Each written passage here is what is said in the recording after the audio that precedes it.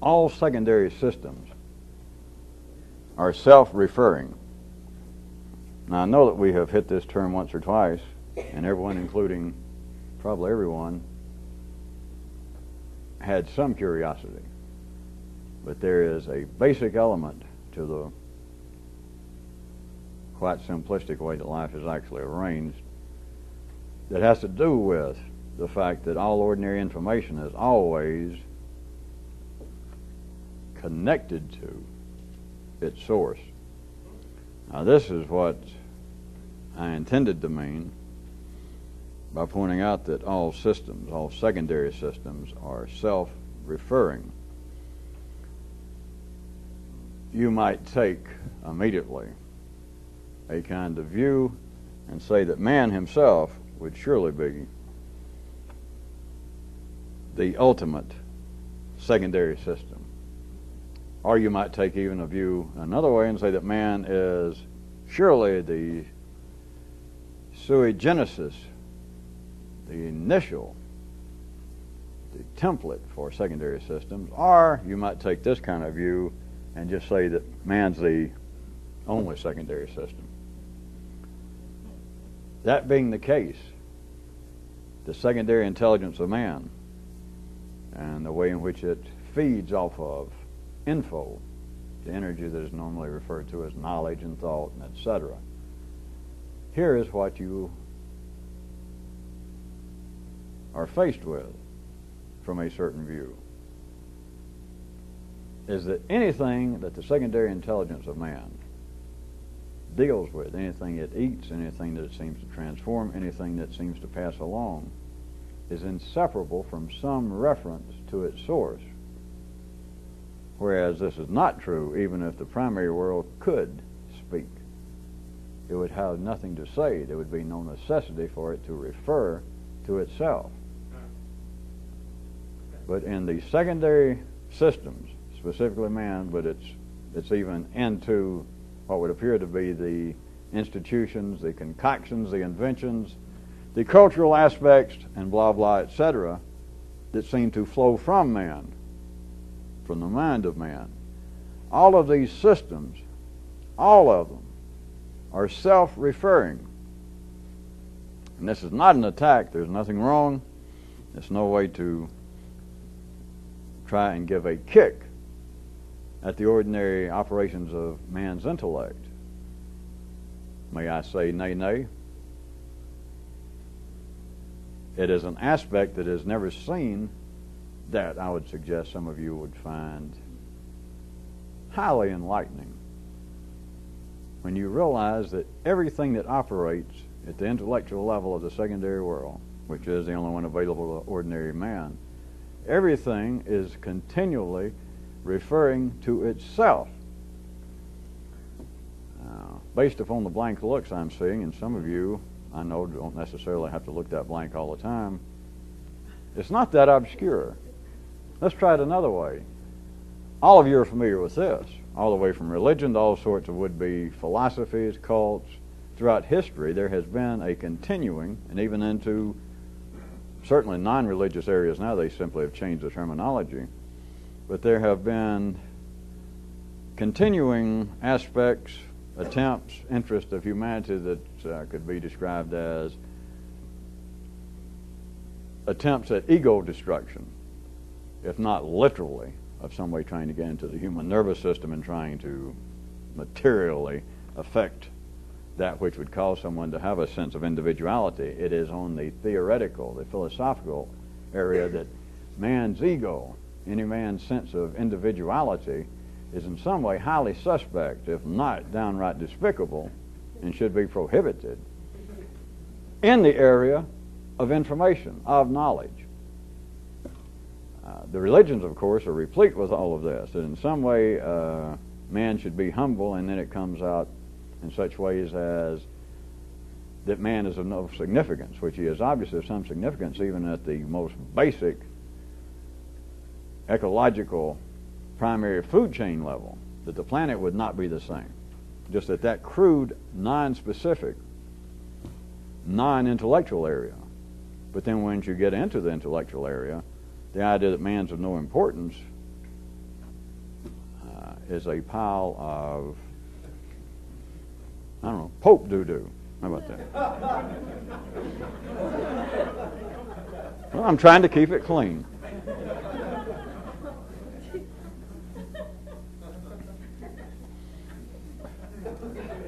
Put to you another way, as all of you should know by now, this is in no wise whatsoever any attack on any religion whatsoever.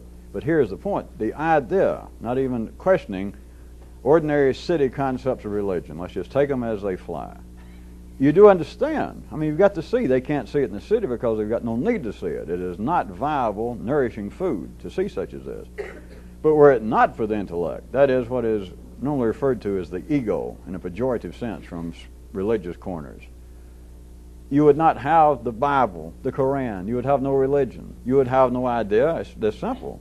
No human would have any concept of God if they did not have what the religions call the ego, the sense of individuality, what we're simply mapping out in a more efficient way.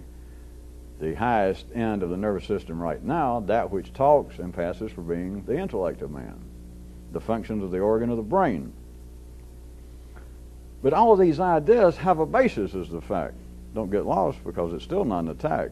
Such ideas that, they've been popping up for thousands of years of people who, little schools, attempts at some sort of group effort somewhere to do something extraordinary that they will undertake and swear that they will never refer to themselves. They'll never say I. And there's all sorts of Christian, there's Hindu, Jewish, I can think of all sorts of schools that popped up through history that if they were not absolutely tied to the idea of living in silence, then whatever they spoke, they agreed beforehand. They swore to their gods and all the cosmic powers for what they were assuming, what they claimed to be very good, pertinent reasons, that they would no longer speak of themselves, that in some way it would deflect their spiritual energy. Their heart could then reach out for the gods instead of always worrying about, how do I look? A little friar wondering, is my robe and my, little cap on, how do I look bald? The idea was, and it flies in the city, that if someone's going to be spiritual, etc., and trying to worship greater forces, why worry about yourself? Some little insignificant pimple on God's otherwise probably hidden or private parts that you might be, of what significance are you? Just don't even refer to yourself. Don't ever say I. And don't ever, all this. All of you are familiar with this. The reality behind it, the energy behind it, is what I am hinting. It is, as always, it is a kind of backdoor, crude approach. That is, it's like kind of stumbling around. It's like the interplay, or it's like it's the seventh inning stretch between ordinary life and this kind of stuff. It's down in the middle, it's the pretend, this kind of stuff. And so they end up with this kind of backdoor approach and they're not sure why. Somebody will come up with a fortune cookie that's been hidden in a Buddhist tomb somewhere that says, a man should never say I. And they go, because it does. It's not just something out of the left field bleachers. It is actually a part of the game, but it's like an intermediate stage of those pretending to try and do this. Because it strikes many people to hear, you would be better off, whatever the apparent guise of this direction and suggestion would be, but they'd say you would be much better off if you would not ever even say I. And all they're saying is not refer to yourself. And all they're actually saying is, what if there was information available that was not tied to, was not based on self-reference? And they might even, nowadays, I could probably even get some people here and there, ordinary people in the city, I could even put it to them that way, and they might go, I like that. That's what I've been thinking about. That's exactly it. Is that if there is some sort of transcendental stage of enlightening information, some secret info available somewhere, it would obviously be outside of my grasp. It would not be my imagination. It would not be my grubby little neural hands that tried to fashion it together, some kind of cockamamie theory, and it certainly wouldn't be from the priest or the rabbi down the street or my Uncle George. It would be, what terms would they use? I about hit them. Transcendental, metaphysical, fantastic, cosmological. What are they saying? What they're saying is it would be info that was not based on self-reference. It would be data that was unconnected. That is what the religions are talking about, or that's the energy behind it, behind the ideas of humility, behind the kind of lesser attempts along such methods as don't refer to yourself, be humble, don't say I think, don't say my interpretation of what Muhammad said or my interpretation of Buddhism. Don't ever say that. The reality behind it, the energy behind it, is a very crude, distinguished, feeble, ordinary attempt that life lets occur at the pretend level of seeking out in a crude, I repeat, and feeble fashion, where might there be info that was not dependent upon self-reference? Where might there be the absolute intellectual land of giants that needs no propping up? Not the Boog Powell that you see, but the archetypical. I mean, that's just a reflection. The Boog Powell that can stand up and does not need a team, doesn't need a uniform. I guess even we can get too metaphorical. I'm saying two for the royal we, since all of you kings and queens. I understood it, but I'm of no consequence. Just your humble servant. Does anybody want any peanuts or hot dogs? All right. While Boog is changing his spikes,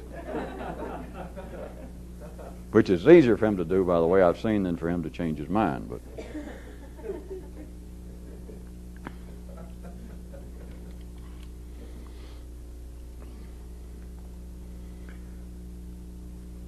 if there were ordinarily available, if there were energies, if there was information, to put on the ordinary descriptive level, that was sans self-reference, it would be, at the ordinary level, if it just suddenly existed, it would be of two potential types. One would be that it would be too new, too explosive to be allowed. It would just simply be dangerous. I'm not even saying that that's possible, even though I said it was possible. The other possibility would be that it was so disconnected, it was so lacking in self-reference, that it was simply not heard, it was not used, and it turned out to be a waste of energy, which I'm sure all of you efficient-minded people would understand. You'd grant life the privilege that it probably is trying to operate at the most, at peak efficiency. So why should it allow, on some large scale, information that would either be too explosive, maybe give life a headache, could be even worse, but at least a severe headache, maybe even scare itself? That would be information so unconnected, so lacking in self-reference, that it would be dangerous. And I'm not going any further, whatever the hell that would be, because I'm not even telling you that ordinary people would perceive it.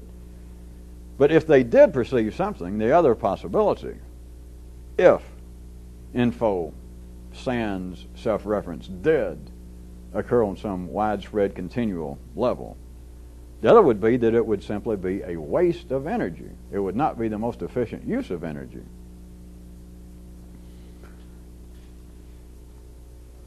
Well, ask yourself, if you think you're missing it, where would you find ordinary city men that would seriously entertain or accept any knowledge that did not give any reference to its source? This is not rhetorical. This is not literary. I can make examples that may perhaps jog you to look in a certain way. This fact stands alone. It's just of no great value to ordinary existence intellectually, and therefore it is very difficult to see. Very difficult to see any importance therein. But the secondary world has got to grow through extensions of what it already is, what it already has. And it is thus, if you want a more crude example, it is thus from the highest levels of academia and science all the way down to people attempting to come up with a better way to clean out septic tanks, assuming that that is a wide span there. It is all based upon an extension of that which is.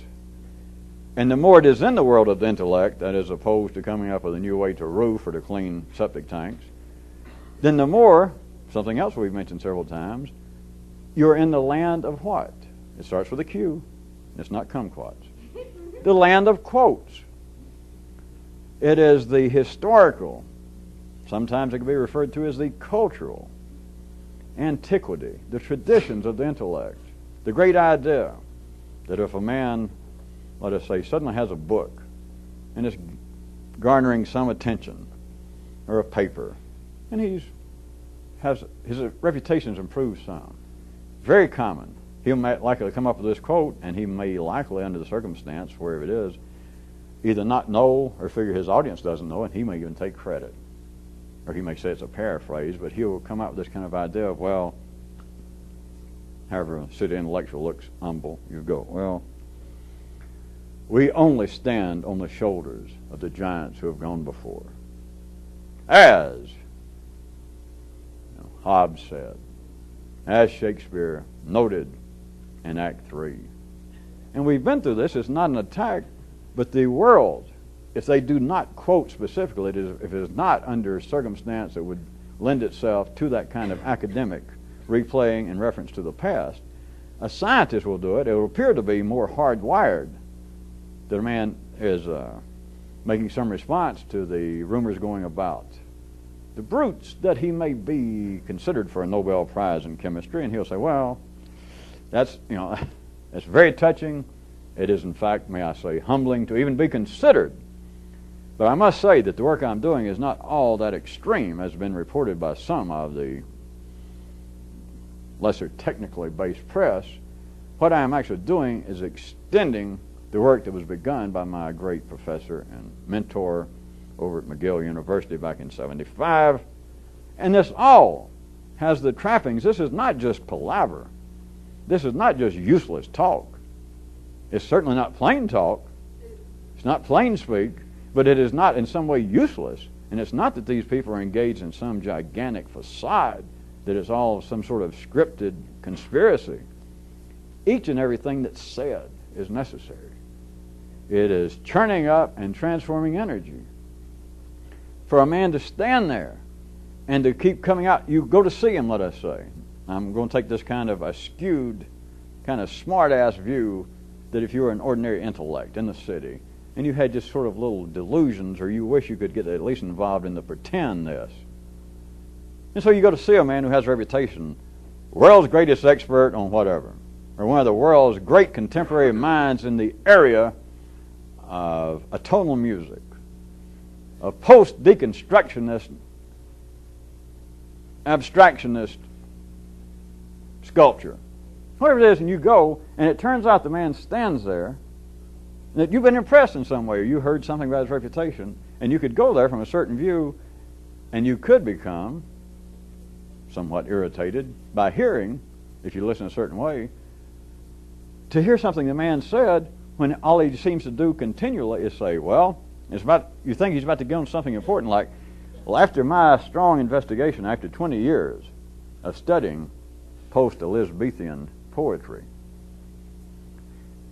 and of course weighing it, as some of you read some of my earlier works, and weighing it against the latter days across the channel of the North European Renaissance probably at its culmination. When I compared the two, and you're interested, let's say, for whatever reason, and you're waiting to hear something original, like you show up to hear Ornette Coleman play, and suddenly the man starts playing a stock arrangement of a Guy Lombardo tune.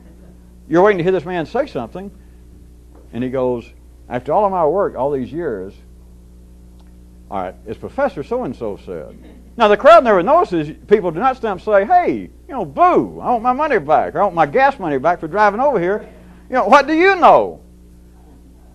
So it's not wasted. It's nothing foolish, but do you hear it? This is what I have intended along the way in several instances, the great world of quotes, that people continually depend upon this, not because they are weak, not because there is some folly in the individual circumstance, but this is the normal growth of the secondary world. Here is the extension of that which already is. Therefore, it should be self-evident from what I just said, we're talking about serious, that is, inseparable connections. And if I describe this, I would suggest to you further, to certain people nowadays, I could probably make this fly theoretically to a few people, just what I'm saying, these kind of examples, and say, wouldn't it be something for a man to come out and if he just knew whatever the field was, just some kind of information, or if he was playing music or painting, well, let's say talking, which is the easiest example to give the secondary world, the world of the intellect, apparently, that a man comes out and he is a critic. He is an expert in some field, some intellectual field. What if he could just come out, just something just so new and astounding, it just kind of took your breath away? And I'd get many people in this city, all over this world, go, yeah, that's the very thing I keep looking for. I go around to seminars, and I go out to the clinics, and I waste a lot of money on book clubs, and by the time you think somebody's going to come up with a new idea, they'll suddenly lap back in, just like you said, to saying something, well, as so-and-so said. Or they'll say, my great breakthrough, and you're waiting, and his great breakthrough is he simply denying whoever was last year's expert. And so you all remember so-and-so in his paper, and his work in this field, and the crowd goes, yeah, yeah. The guy smiles, to hell with humility. And you're ready, and he says, ha, I'm going to tell you what. And everybody's waiting for something new and fun. He says, he was wrong. Let me write that down. I mean, I'm glad I flew here to hear this. The man is absolutely, he couldn't be more wrong. Oh, wait a minute, wait. Let me get my pen, not my pencil. I want this indelibly. That is it. And there's nothing wrong, but that is the nature of the extension of the ordinary world. That is the nature of all secondary systems. When I say they're self-referring, it is not that they just continually have to say, I think. But they are continually, tacitly saying this. The energy behind the verbalization is saying either I think or they're saying I connect. And the connection, of course, does not have to be positive. The connection can be I disagree with this. But insofar as there being some sort of fresh information available, truly new,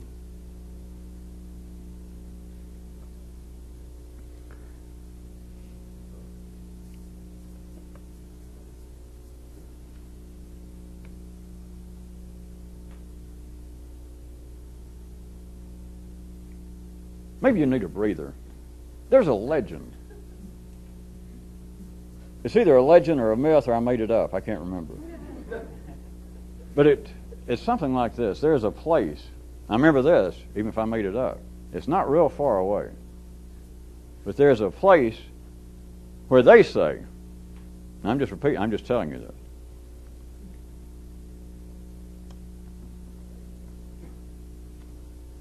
For they say that ordinary information, they make a distinction. I don't guess the distinction is really that far from some of the connotations of our use of the two words that they use in this myth, legend, make up. That they say the ordinary, what would be for them, I'll go ahead and say it, connected information is ambiguous, all of it. As opposed to, another word they use here in the rest of the legend, that it's ambiguous in this sense, that the information has multiple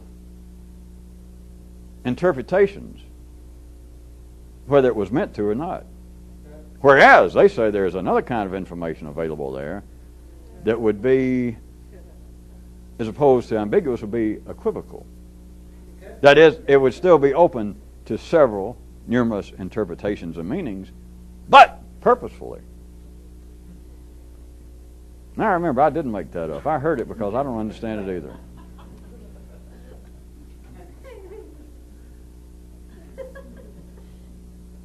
I guess we could return to the subject.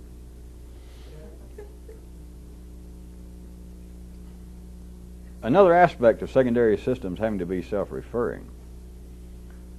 What this does also in part is it holds down and controls variety. Because as long as the information that is going to be heard and going to be used, the thoughts, the ideas that are going to have some value, some currency, they're going to be passed about, transformed, chewed up, argued against, opposed, supported in the ordinary world. Part of the purpose is going to be to hold down on unusable, unnecessary, dangerous variety.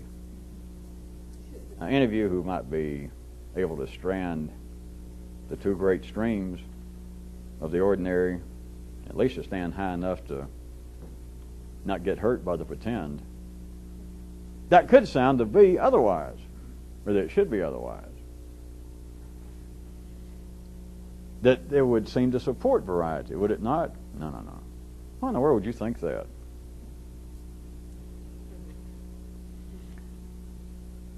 Let's take it back to the very simple, or the crudest level, that all systems are self-referring. So let's go back to the system of an individual person.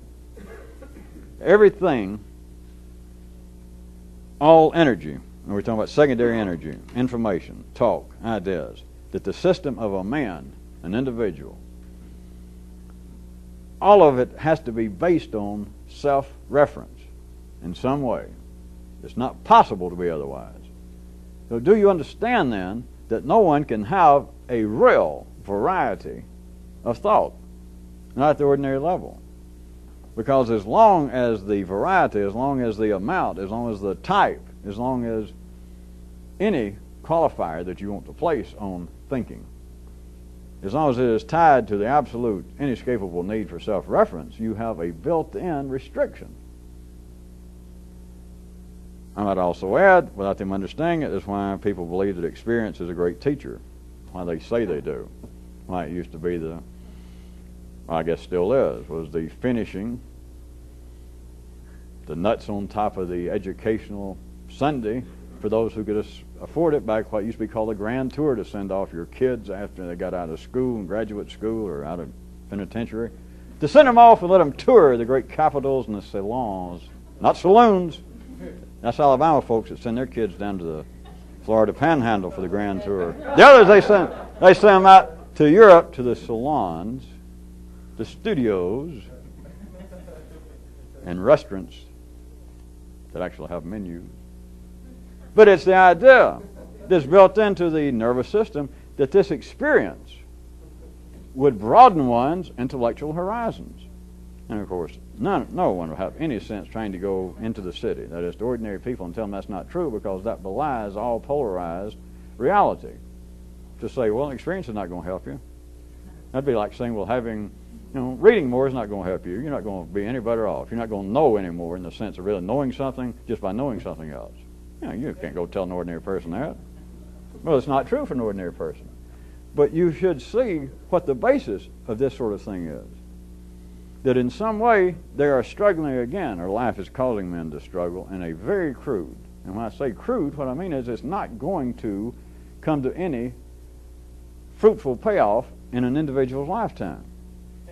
But being driven in ways that what is being attempted is to break out of the limitations of self-reference. That is, if I had experience that I would have never had under ordinary conditions, if in some way I could now come up with the money and the effort in the way, I'm an ordinary person, my life's going on a certain way, if I could now pack up and I could afford to do it, and take off and fly myself to Bangkok, had enough money along the way waiting for me, and I started walking by myself. And I was going to walk, let us say, from Bangkok to Calcutta. If I went through that area, taking my time, stopping at great places where Buddha might have stopped, or Chiang Kai-shek, or Don Ho, if I'd stop along and meditate and meet with monks, meet with some orangutans who were proved to be the most intelligent. If I did this, when I returned, I would not be the same person. Now, it's possible. You could come back with a broken leg. You could come back with a disease that they, penicillin laughed at or cried about.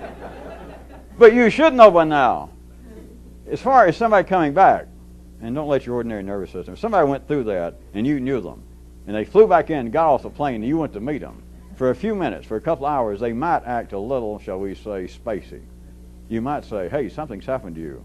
And the guy goes, oh. And you say, well, what is it? And he might go, oh, I'm not sure I can talk about it yet. And you say, wait a minute, did you go to such holy place, where Buddha supposedly took a whiz sometime up? And he goes, yes, I did. And you say, that's it. We talked about that years ago. And the guy goes, well, wait a minute, I can't talk. Here, let's pop in here in the airport bar and have a drink. You do understand it's all over. Whatever this was, it seemed to be a little different. All I got to do is get in there, and the man, what shall we call it? Ordinary people. They'd say, well, kind of pull himself back together. Come back to earth. Blah, blah, blah, blah, blah. You understand what it's saying? That his information, the energy he's going to pass on, has to get back to the level, as it's supposed to be, of self-referral.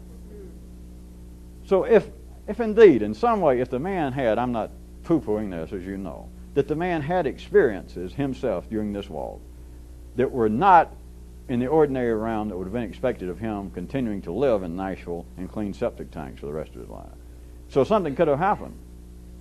But now it has to be made, it has to be brought back within the restrictions of to the system of self-reference. That is, he's got to sit down. It may take him a few minutes, like, let me go throw some water on my... I'll tell you what, it's been 2 months since I had a real American beer. In fact, I hadn't even had a drink since get me a couple of beers. And so the guy gets a couple of beers, and then he says, God, that trip, I don't care what it costs. It was worth it. And so you go, well, tell me, what was it? You looked so weird when you got off the plane. He said, all right. Now, do you hear what I'm about to do? It's not an attack, but he's going to have to start saying, okay. You remember we used to talk, anyway. I didn't think I could find it. I stopped there.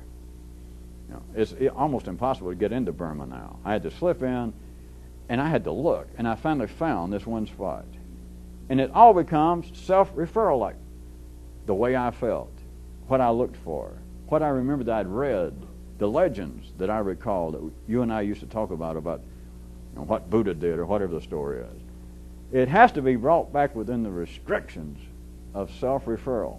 A system cannot live at the secondary level. It's got nothing to breathe. It's got nothing to live off unless it is self-referring, which is a form of self-fueling, but don't confuse the two. Don't confuse it. The information that operates from here at everybody's level, and it does not have to be as apparently obscure or potentially as exotic as a trip to Burma, regardless of the fact that, when I think about it, they flipped up on us again and changed the name of Burma. Yeah. And don't ask me what it is.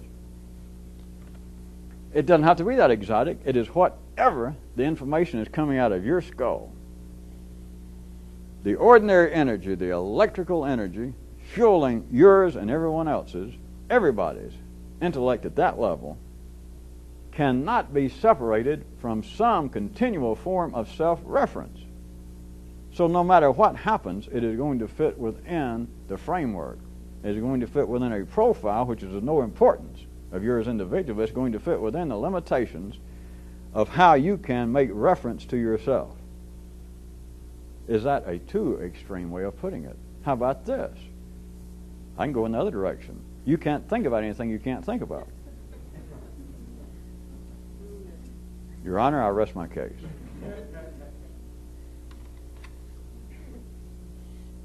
I could have started out and told you that, but we'd have had 55 minutes worth of dull, dead tape.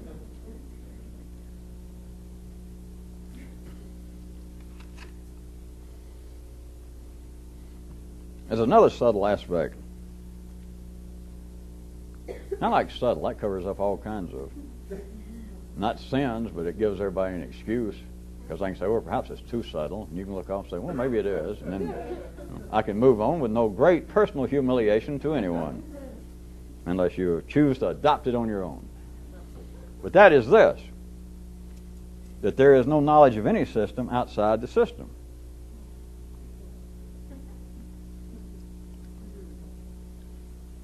It's not true in the city.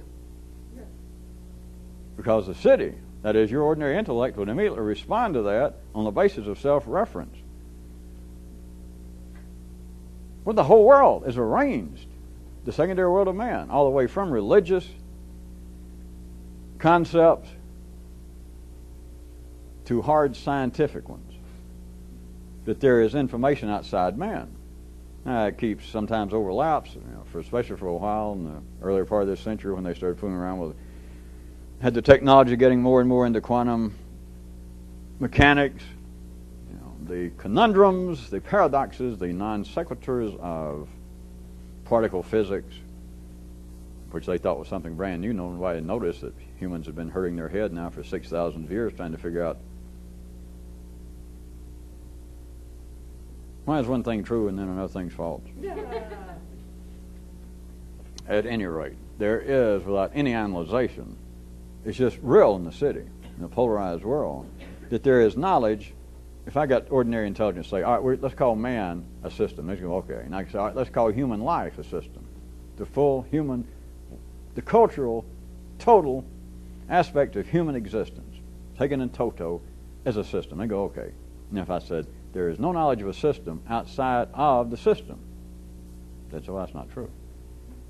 If they were religious, of course, they've got me by the at least medium long hairs immediately, because they say, well, that's insane. Because the great forces, the gods that produced us, created us, they've got all the knowledge to start with, or he does, or she does. And so it's all there, and it's certainly not us. And then science would say, well, we may be in some way connected because of the limitations of technology, limitations of our senses of investigating. But the knowledge, that is the laws of physics, the laws of chemistry, our knowledge of the system that controls life or is a part of life, and that knowledge is outside of us. We did not create the atomic structure, the atomic number of aluminium.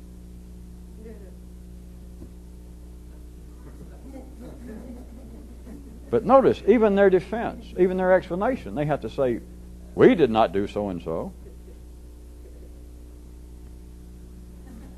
You notice the futility of me trying to touch somebody else, because notice the almost blanket futility of trying to tell you.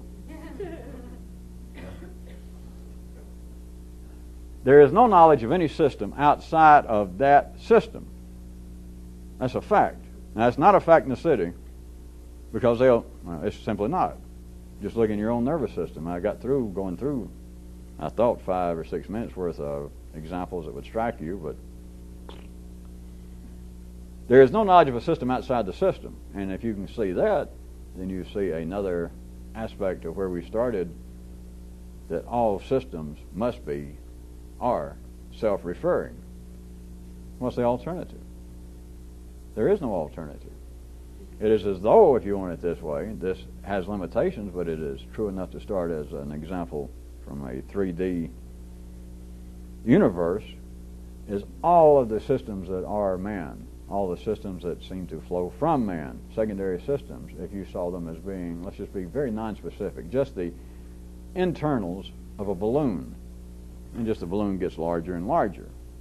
But it's to say, well, there's new information. I could say there's more room for information. I could say that there's additional room now for connections. But you're still within inside of one system, and there is no information, there is no energy coming at the 3D level, by all 3D evidence, by all 3D knowledge. There is no sort of information available, which is, I would suggest to you again, if you can't see it, one of the 3 great intrigues of religion, because it purports, of course, to absolutely deny that the only information religion would say that is of any value, that is of any ultimate consequence, comes outside the system of man, because man is just a poor, inchoate, feeble creature, flawed, and anything he comes up with, any ideas he comes up with, it might be all right to get a car running or to build a house or to get a decent haircut sometimes, but the real info comes outside the system. And what I'm saying would range from just, nowadays it would not even be worthy of a real organized religion's contempt. It's just some cheap form of atheism. There is no knowledge of a system available outside of that system.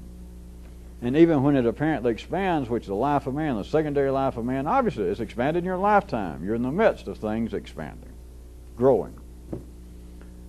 The information continues to be self-referring. There is no other information here, whether it be scientific, psychological, conventional wisdom. It is all self-referring. There is no unconnected information. And yet man dreams of it. Life still itself is thinking of it at this level. And that is what religion in part represents, without the participants having any understanding of it, is it would appear to be that which is information outside the system, which should be, if it were true, extremely reliable, distinguishedly precise, exhilarating. Well, everything, any adjective you can come up with in description, because if you were outside the system and could look, think of the information you could give. If everybody's living down in this little ant hill of some city and one of the ants or somebody finally comes up and hijacks a DC-10, assuming the thing would stay up long enough, And they fly around, look down, think about the reports, they can come back and say, wow, you don't know how things look. Let me tell you the information of what's going on. And they would certainly pass for guides, because it would be information outside that system, information that would have never sprang forth as far as the participants, the inhabitants of that system. As far as they're concerned, this information would have never shown up. This information is just astounding. But the information came from within the system. There is no other way to describe the system at this level except from within the system. That is ordinary intelligence.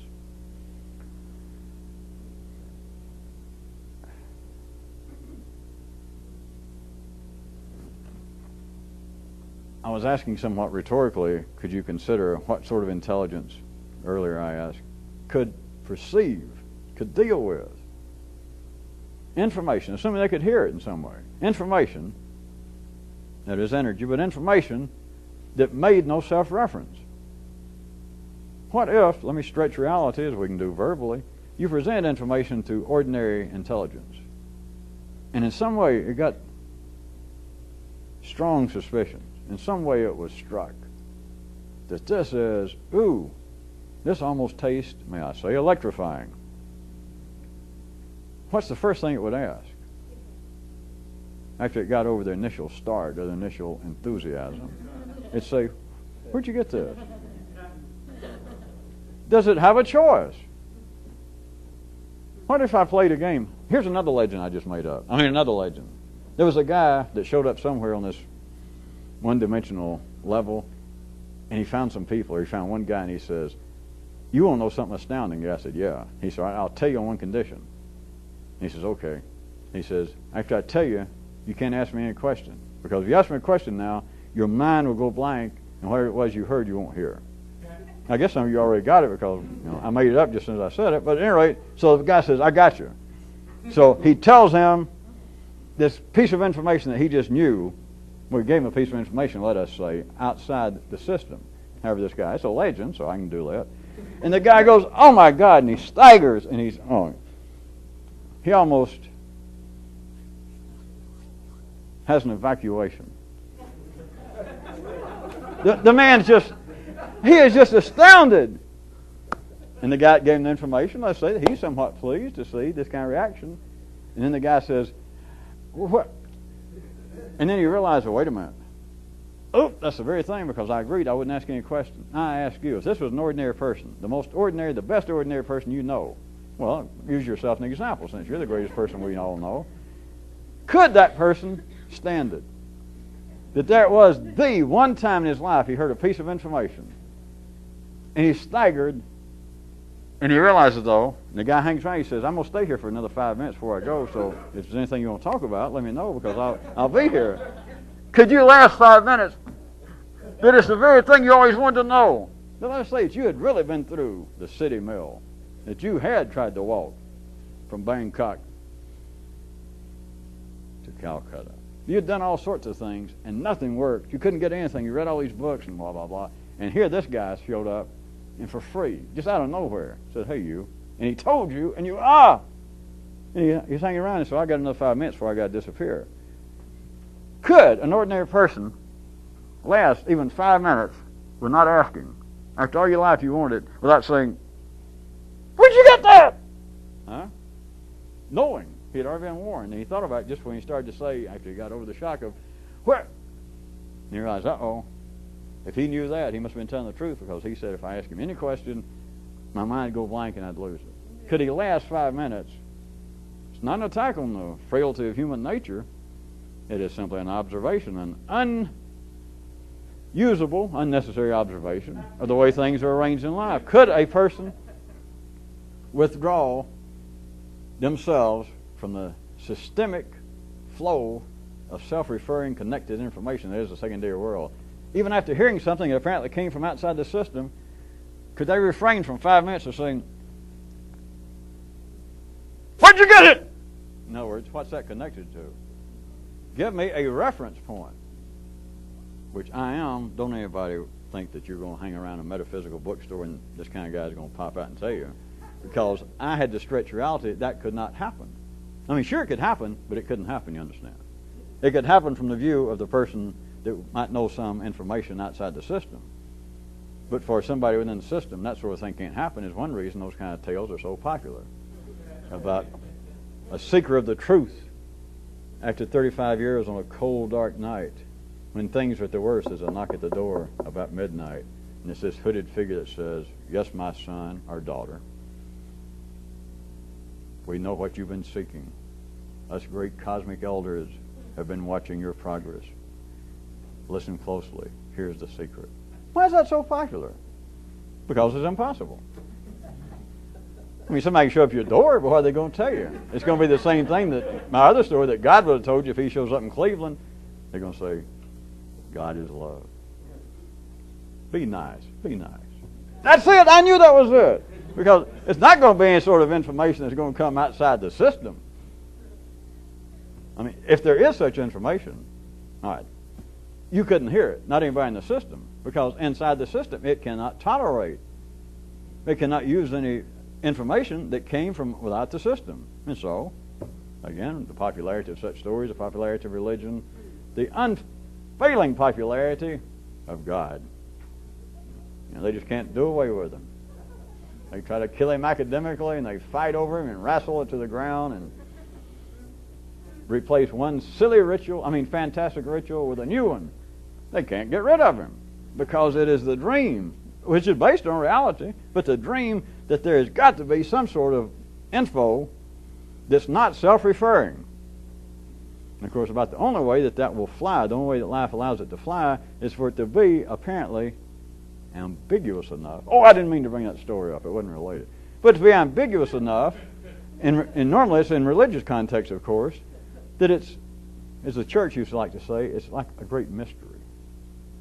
That you go through rituals and all sorts of things, and always the term faith. The thing is it's like an admission that there's no way we're going to have any information available to us outside the system, and yet it's like life has made men strongly suspect, to say the least, that there is such, which is simply to say that this is not the final dimension, that this is within a larger organism, except we can't see what it is from the ordinary view.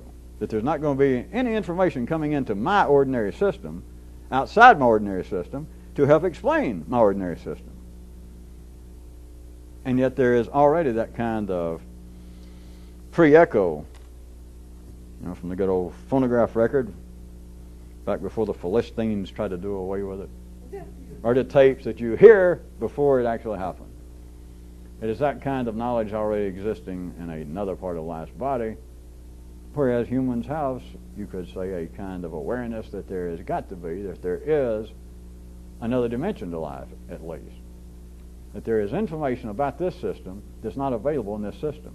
And of course, religion immediately answers it. Anything ambiguous and uncertain enough to say, or for the Pope or the head rabbi, when you say, doesn't somebody, I wasn't all that religious for a while, especially after having gone to an Ivy League school, but don't you guys know, isn't there some kind of information that really explains what's going on with life? And they go,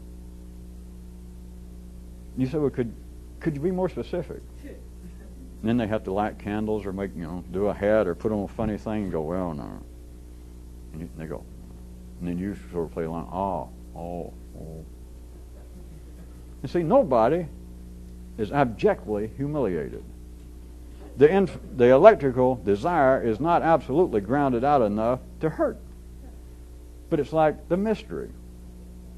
It's like that which we cannot understand in this life. And all they're saying is the energy, the information available to explain a system is not available outside the system. They don't know, but that's what they're saying. And so they say, well, we'll understand it later.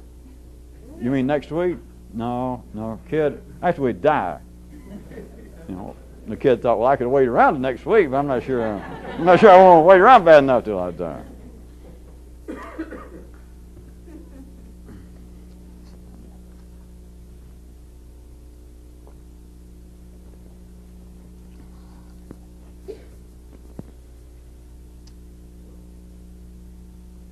As long as we're here with a few more minutes, there is a collateral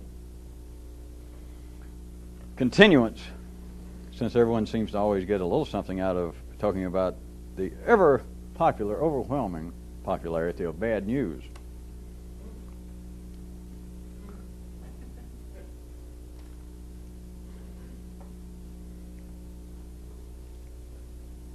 In the area that we have been talking about for the last few nights,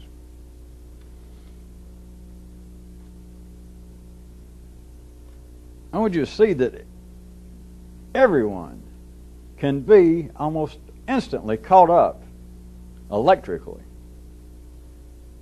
into the obvious. You're surrounded by the obvious detailing, pointing out, reporting of undeniable, now we're talking about instantly right then, bad news. All the way from, let's say, someone, you're just ordinary, or you're even you, sort of back at ordinary level, kind of in neutral, just sitting there. And someone points out the distasteful, unsightly, unseemly trashing of our roadways. And let's say that you're riding along and you look, and sure enough, there's beer bottles everywhere and tires and stuff. And let's say that you have at least the artistic sensibilities of Lautrec's grandmother. And you think, well, that's true. If I had my wish, if I was in charge, this garbage wouldn't be here on the highway. And it goes from that just almost immediately. That's what I meant by obviously, instantly, would seem to be bad news. It goes from that to we're all going to die a horrible ecological death. It is, at the ordinary level, for me to understate it to accommodate some of your pleasures, it is extremely difficult not to get caught in this. When it starts off on that, which from almost any view is obviously true, it obviously has some validity, that there is something that you can look at or hear about, and without any doubt, your feel would be referring to yourself. Is this the way you would arrange things? Were you in charge? And your answer is no. Someone says, the bank in which you had your money just folded. Any sort of what would be to you from your own self-reference that which was less than totally agreeable to learn of, or of which to learn. It is very difficult, to say the least, not to get caught in that. But it goes immediately from that to it becoming a universal. That isn't it shameful the way we're just trashing up, ruining the looks of our, especially the interstate highway system. And you look around and you think, well, yeah, it is. And it's just almost no place. I can talk about minutes or hours or a few words, or I can talk about just the milli meters and neural systems to go from that to, Jesus, God Almighty, we're all going to die like dogs, poisoned from the way we're destroying the planet. It's just going to be ungodly. It's going to be so horrible. And suddenly it's like a mass movement. Everybody going, yeah. I can see it now. We're all going to be mutants. We'll be glowing in the dark. And our skin will be falling off. And it started out just a few milliseconds ago, or meters, of, isn't that horrible the way people throw beer cans on the highway? It went from that to we're all done for. I mean, not just done for, but horribly. All right, we all know that. I was going to see if you could see an adjunct that this works in a kind of way that would belie the general rule, the general requirement that the secondary world of man, the secondary world of intellect, requires variety, whereas the primary requires repetition. It's as though this sort of bad news becomes an agreeable presentation, and it becomes almost a kind, once it starts with something that to the person, the individual, seems to be undeniably valid, such as, isn't that yucky to have trash on the highway? Yeah. From that to we're going to die all personally unspeakably horrible, egregious, ecological, slow and painful death. It is then as though that kind of repetition of it becomes a kind of righteous repetition. And it changes from time to time, but right now I picked out one that is right up to date in the civilized, sophisticated areas of this planet. The trashing of the planet. And their books, and every time I see a billboard or a bookstore, it's now, is it too late to save planet Earth? Or the race to save planet Earth? And the guy that wrote it, the guy in charge, they were asking him, well, have we waited too late? Can we win the race? And the man's going,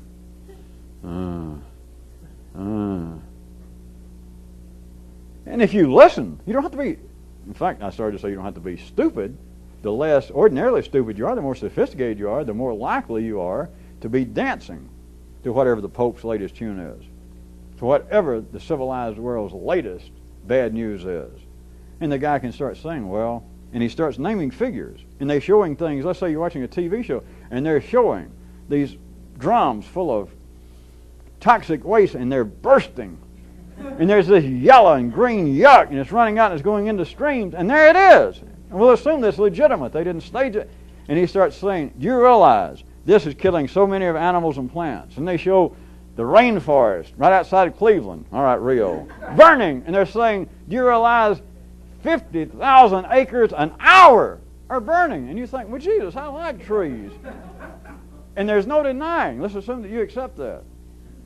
Then this kind of internal, once you're into the system as you're supposed to be, this kind of internal self-reference, it is like then as an acceptable internal chatter, chanting, murmuring.